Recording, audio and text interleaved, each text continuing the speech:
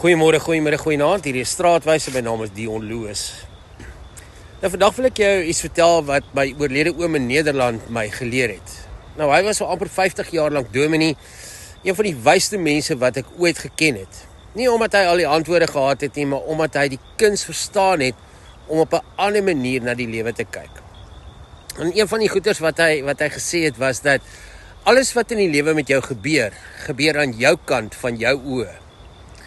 En toe ek daai tyd die eerste keer gehoor het dit amper vreemd vir my geklink. Maar hoe ouer ek word, hoe meer besef ek hoe diep waar dit is. Want dink net vir 'n oomblik daaraan. Miljoene dinge gebeur elke dag rondom jou. Die wind waai en die see breek teen die rotse en mense praat en die blomme blom en die son kom op. En mense maak dalk opmerkings en geleenthede kom verby en verhoudings verander. Maar niks daarvan word werklik deel van jou lewe totdat jy dit raak sien nie. Jou aandag daaraan gee, jy betekenis daaraan koppel of emosioneel daarop reageer nie.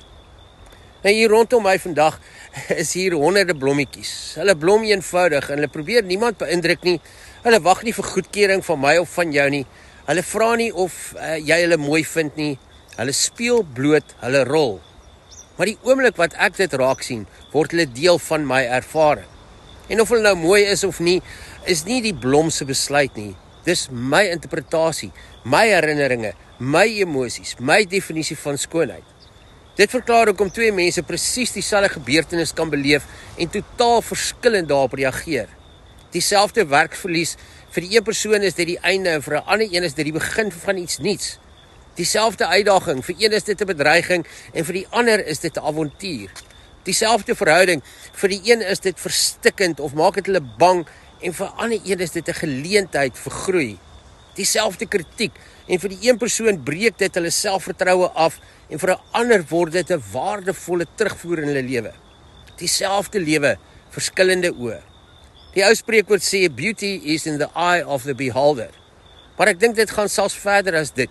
Dit gaan nie net oor skoonheid nie. Betekenis is in die oog van die persoon wat dit waarneem. Moontlikhede is in die oog van die waarnemer, hoop is in die oog van die waarnemer. Selfs lyding kry betekenis deur die lens waardeur jy daarna kyk. Die Bybel sê self in Spreuke 23 vers 7, want soos hy in sy siel bereken, so is hy. En Paulus skryf in Romeine 12 vers 2, dat ons verander word deur die vernuwing van ons denke, hierdie kant van die oë. Met ander woorde, wat agter jou oë gebeur, vorm die lewe wat voor jou ontvou en wat jy raak sien en wat jy skep. Nou beteken dit nie dat moeilike dinge nie bestaan nie. Dit beteken nie pyn is nie werklik nie, maar dit beteken wel dat jy meer mag het as wat jy dink.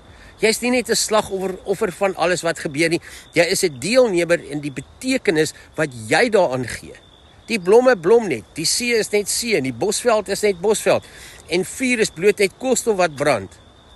Dit is nie daar om jou gelukkig of ongelukkig te maak nie.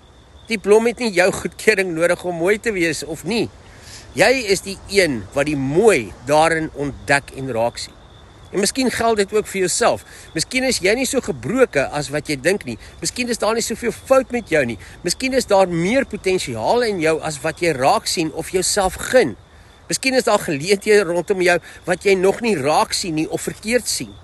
Miskien kyk jy na jou verhouding en jou finansies en jou drome of jou toekoms deur 'n lens wat al vir jare deur vrese, teleurstelling, jou selfbeeld of twyfel ingekleur word. So hier is my vraag vir jou vandag.